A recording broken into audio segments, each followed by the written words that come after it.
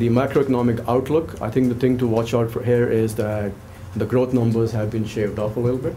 We are projecting GDP growth of 2.5% for this year. In our previous economic update, we had projected 3.1%. And the main underlying reason, as I said, is of course the slowdown in the in the eurozone, but also in the large emerging markets. And the downside risks have become much more stark.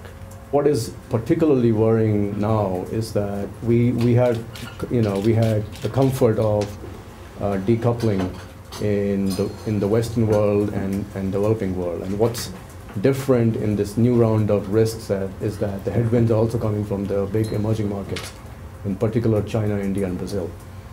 In fact, China and India, the growth projections have fallen by 2 percentage points this year relative to last year. 2 percentage points reduction in China's growth rate is significant at a global level, as we know.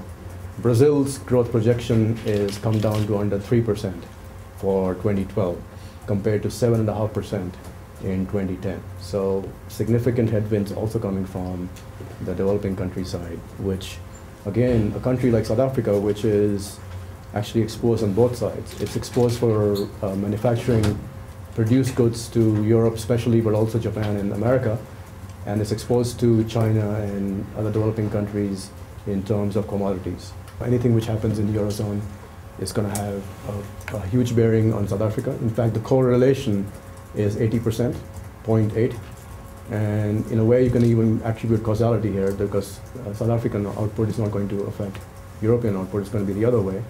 And a 1% decline, and I think we made this point in previously as well, a 1 percentage point decline in European GDP would translate into 0.8% decline in South African GDP. Growth is projected to pick up to 3.5% by 2014, which we estimate to be the potential output growth in South Africa, which means that under normal conditions in the long run, if you look at growth over the next 10, 15 years, for example, under normal conditions, that's the kind of growth you would see in South Africa. And we think that'll be achieved in 2 years.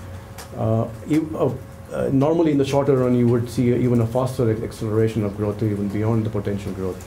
But we think that electricity supply is one of the constraints which will put a brake on faster acceleration on growth. Already we are seeing supply rubbing against peak demand, and we are not seeing the supply response in the medium term coming on board enough to release the pressures.